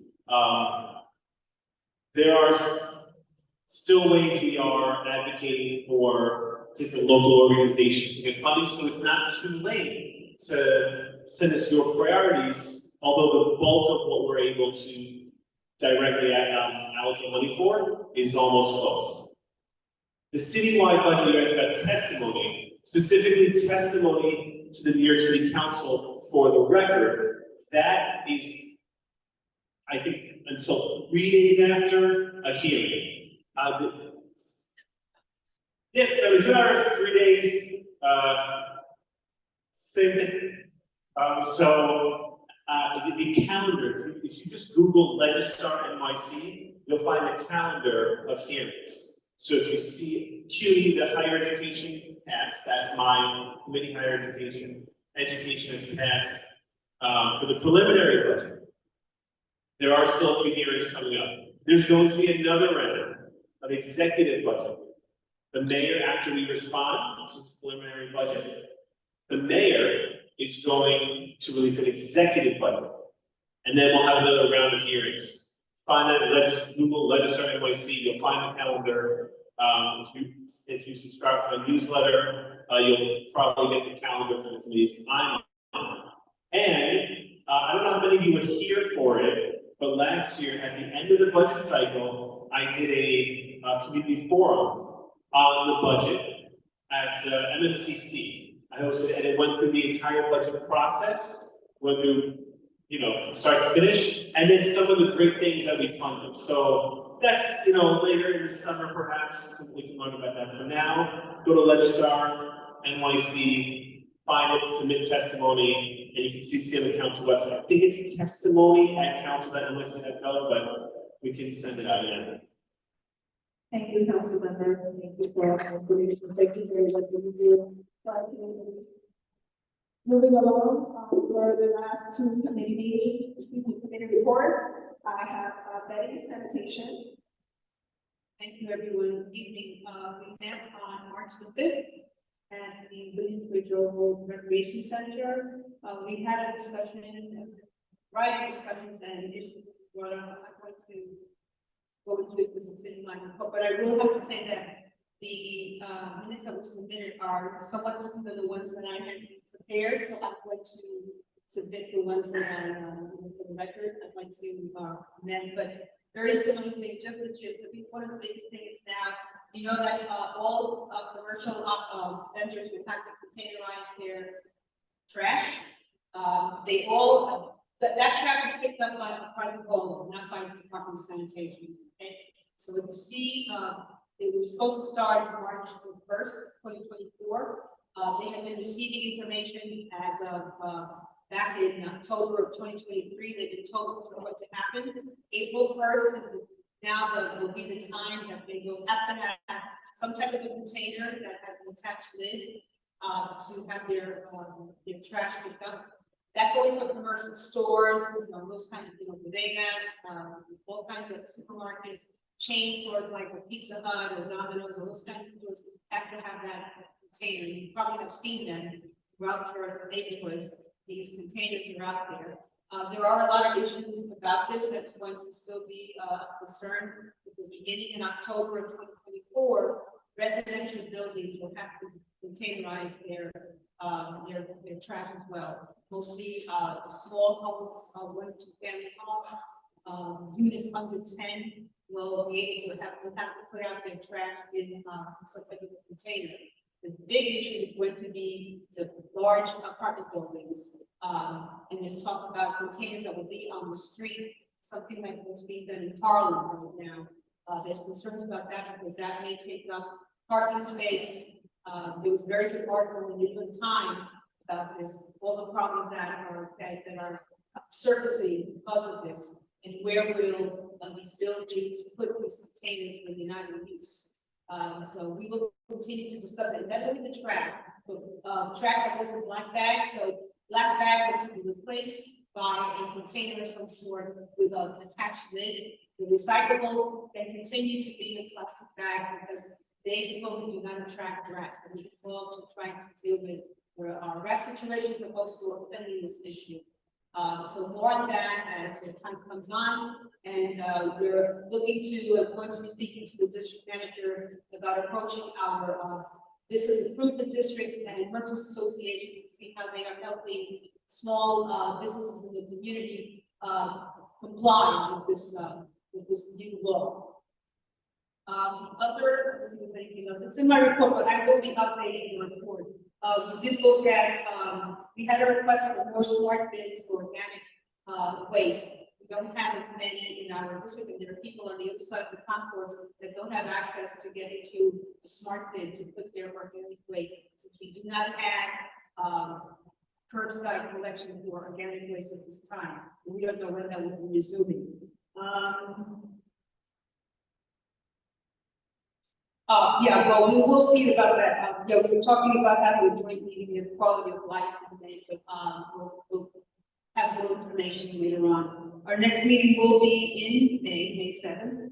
And, if you have any questions, I ask the committee and community members, if you have ideas and concerns, please email them to me and possibly to Carla. I'm doing some research on the canine waste. I know we have a lot of issues about dog waste in our community. It's a big problem. It's a citywide problem.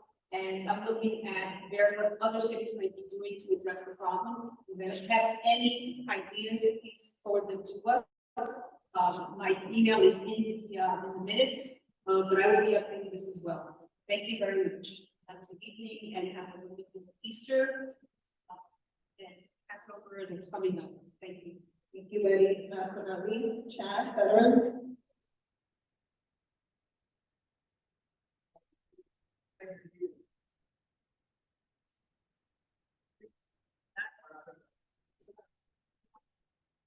Oh, this works. So thank you, Dave. My name is Chad Ray. The Veterans Committee, we're actually having our meeting tomorrow.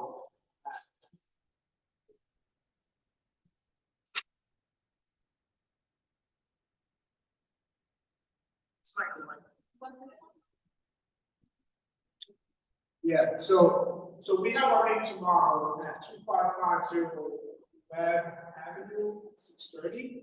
A couple of these we're going to cover. We'll get some kind of follow-up with some things for Board of Village and Veteran Presidents. We're going to continue the discussion of the Jeffrey Hunter Award, former veteran, unfortunately passed away, we miss him dearly, and other priorities that we can continue that we consider into legislation. And we're also going to let you guys know that we are tentatively marking the date of May 4th for the Bronx Victory Memorial flagging event. We're just waiting for green light from the Parks Department so we can get that cleared. It's a fun event, guys are welcome down. Our next meeting after tomorrow will be April 17th, 2024. One thing I omitted on the agenda, it does see policies and services. Person who was presented at a family emergency, so he won't be presenting tomorrow, but we are hoping to get someone who can provide some kind of legal advices that can help veterans how to approach certain things that they need help with. Other than that, it was really good.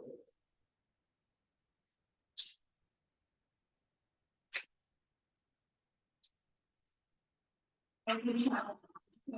With the report done, open the floor for questions, comments. 8:46. There are not any. Toby?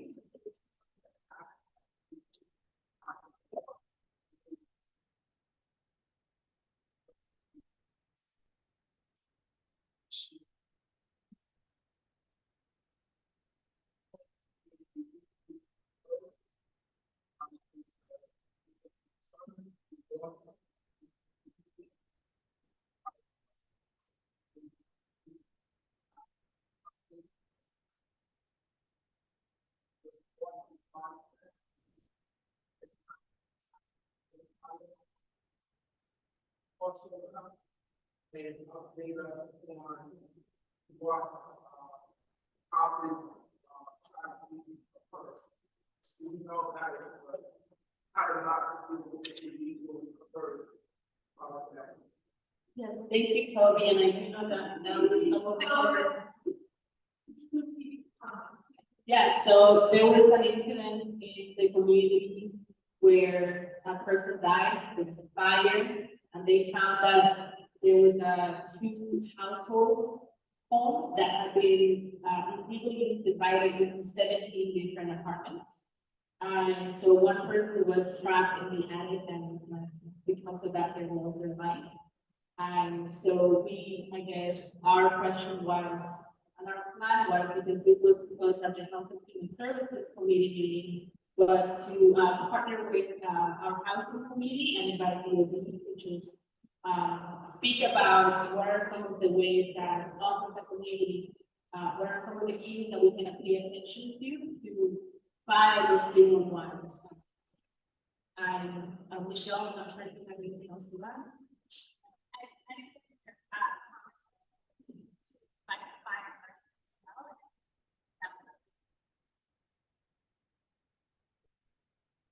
Okay, hold on one second. This is an issue that probably it's difficult thing because people want to help people who are unhoused, give them a room and roof over their head. At the same time, they are in violation by putting some of these people in danger by creating like spaces that are not safe. On my block, there's something like this, and I fire. And it comes out in the parking lot, it's down the house. It is reopened again as like a SRO, single block. It continues to be used now with a lot of people who are working as delivery people using bikes that have leaking batteries. This becomes, another track, something else on top of it. So I know that in a fight, something right now, looking for that.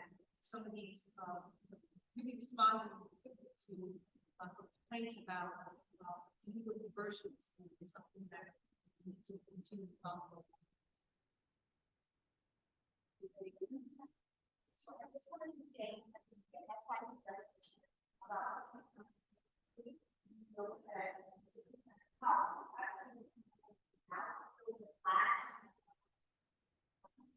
about as far as conversions, those are actually good and we know about it. Then they are aware, so when the problem happened, was that this literally was murder. So the fire from getting inside, obviously, we know there was one that so we started to see something, to see something that we want more efficient, and we have to now. So Thank you. Andrew? I work in Bronx. I can tell you, we advocate for us to call 311, 5 complaints about, for example, illegal conversion of apartments from one bedroom to 2 bedroom. Yes, but close that almost every time. Everybody's shaking their head. So it's hard for us to tell people, for me personally, tell people to get involved, be a citizen, and call 311, and the system doesn't work. When the inspector comes to the door, they're not going to be a problem. Listen, there's got to be more strength. There's got to be more. The city shouldn't have to go to court. They got to go to court to allow access to the apartment to see if there's an issue as a public right and dangerous issue. Either those that are fire statements and there's a legal wall with a lot of people are renting rooms sometimes, there are backlots on the doors of the rooms. Right? There's an act out there that's telling them, sorry for being frustrated, but we do this for a billion. I just expressing to you the frustration that I hear, and we hear almost on a daily basis from the tenants who live in the. Thank you, Andrew. Yes, we've been big advocates of, 311, see something, say something. The system is there for a reason. However, it may not be perfect. I said this before, it may not be perfect, but the more we keep reporting, the more we keep adding, at some point we will be heard. And that's my indication. Moving along a little bit from my end, for all of us who take mass transportation, we take the subway. I just would like to say, keep your eyes open, stay safe, know your surroundings. I take the train every day to work and back home, so I see a lot. 2 nights ago, or 2 mornings ago, at 7:30 in the morning, there was someone, surfing on top of the train. Okay, so and then maybe an hour later, I got a notification that someone was killed downtown, pushing the tracks. So if you're taking public transportation, if you're taking the subway, please look around, know your surroundings, be careful, don't stand too close to the yellow line. Make sure you know, because you never know. So just, from my point of view, just stay safe. And with that being said, can I get a motion to close the meeting? All in favor? Thank you, everybody. Have a good night.